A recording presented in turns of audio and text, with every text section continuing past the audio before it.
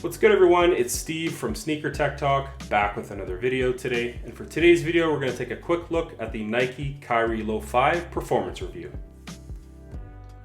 All right, so starting off with the traction on the Nike Kyrie Low 5, you do have this very aggressive traction pattern. The pattern is kind of going in every which way, as you can see here. It's very aggressive, and how these perform on court, these are absolutely awesome.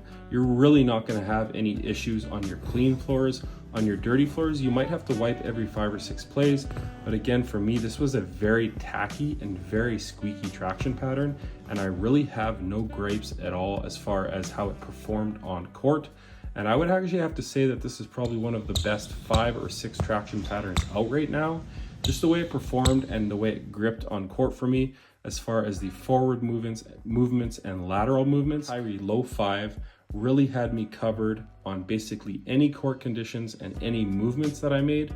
So again, as far as traction goes on the Nike Kyrie Low 5, I would have to give this a very solid 9.5 out of 10. And for me, I would actually say this performed just a little bit better than the Nike Kyrie Infinity. So as far as the cushioning goes on the Nike Kyrie Low 5, you do have a very lightweight Phylon midsole, and it does offer a little bit of compression in the heel. There is no air in the back of the shoe on the Nike Kyrie Low 5.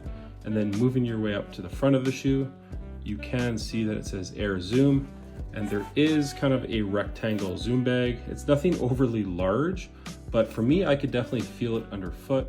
And for me, it wasn't really a plush cushioning system, but again, you're gonna have some compression in the heel with that lightweight Phylon, and then having that zoom bag in the forefoot. If you play on your forefoot and you like that springy zoom feeling, you are gonna find that here in the Nike Kyrie Low 5. These retail for $120 USD, $145 here in Canada. As the offering for cushioning here, I don't think it's bad for the price that you're paying. Court feel in the forefoot is definitely nice. I thought these were very reminiscent of the Kobe 5s and 6s. I could definitely feel the court under my foot while having that springy zoom bag in the forefoot.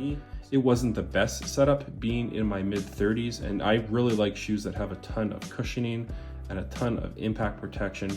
You're not going to find that here. Enjoy that close to the ground cushioning setup while having that springy feeling in the forefoot, coupled with that awesome traction. Again, if you're a shifty guard, I really think you'll enjoy these shoes. So as far as the cushioning goes, I'm gonna have to give these a 7 out of 10. For me and my play style and kind of what I need at my age currently, it's really nothing special. If you're a younger player that really enjoys being low to the ground and having that impact protection up front, but not so much in the back of the shoe, I really think you'll enjoy the Nike Kyrie Low 5 for cushioning. As far as the fit goes, I will mention right off the bat, I did go true to size. I did get a size 10.5 in these, and they do fit true to size. My toe is basically right at the end of the shoe, just the way I like it. I think it's a decently wide foot friendly shoe, as you can see here. If you really like having about a thumb's width here, I would say maybe go up half a size. If you're a really wide footer, I would say definitely go up half a size. I really enjoyed the fit of these, and I would actually say these fit a little more true to size than the Nike Kyrie Infinity. I had to get a size 11 in those. Those were just too tight across the board. But with these, I definitely went true to size. It's the same size that I have in my Jordan 36. All the GT cut shoes, all the GT series shoes that I've been wearing, the GT cuts, runs, and jumps. And just the way this shoe fit my foot, it did fit my foot kind of like a glove. There is a little bit of volume here in the forefoot, so it does have a little bit of extra room here for me and the way this fit my foot. As far as the fit goes, I would have to give this an 8 out of 10. But again, as far as the materials go, you do have that textile mesh material on the back, and then you do have some synthetic leathers, and then you do have some fuse rands for some extra durability and support near the eyelets. And then basically the rest of it, as far as I can tell, looks like a screen mesh, or a textile mesh here, sorry. And it's nothing premium, but just the way it fits my foot and breaks in rather quickly. I definitely enjoyed the materials on these. As the materials go, it's nothing special, but it's kind of what you're getting across the board on a lot of Puma models and a lot of New Balance models, and it's really no different here on the budget-friendly Kyrie Low 5s. So as far as the materials go on the Kyrie Low 5s, I would have to give these a pretty solid 8 out of 10. Really no break-in time. It's a rather cheap setup, but the way they performed on court for me with the 12 or 13 hours that I did play in them, I actually really enjoyed them. So I think Nike has a pretty decent hit here offering some of those raw synthetic materials and then some of those materials of the past from like 2010 or 2011. And then as far as the weight goes on the Nike Kyrie Low 5, like I mentioned, this is a US size 10.5, and these do come in at 12.85 ounces for a size 10.5. For me, that's pretty damn light. I really have no gripes as far as the weight goes. And just to compare, I do think my Jordan 36s are just over 13 ounces, and the GT Cut 1 is over 16.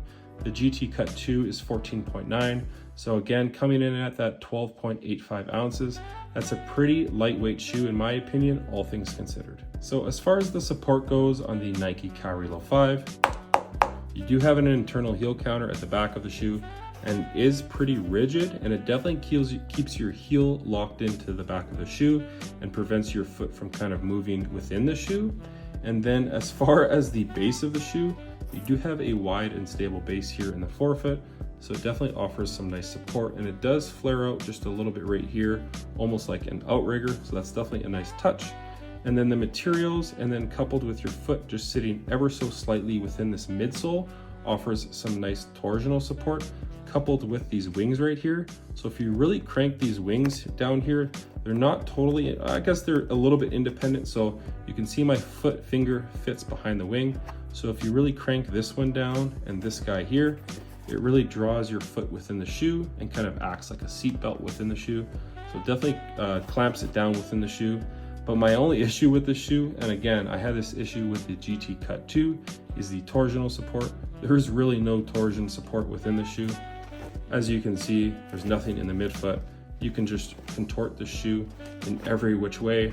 So if you need that support under your arch or for your foot within a basketball shoe, I would say you should probably just look somewhere else, because you're not going to find that here in the Kyrie Low 5. But again, heel counter, these wings right here for some support on those lateral movements, that material coupled with your foot sitting within that midsole, and then that wide and stable base. I'm gonna have to give these a 7 out of 10. Again, it's nothing special. My biggest gripe with the support setup within the shoe is that torsional support within the midfoot, because it is pretty much non-existent. So that's gonna do it for today's video on the Nike Kyrie Low 5. Again, as far as the materials go, it's really nothing special. You have that screen mesh up front, a couple synthetic leather panels here at the heel and the forefoot, but again, it gets the job done on court. Cushion was kind of lacking in my opinion, having that forefoot zoom bag.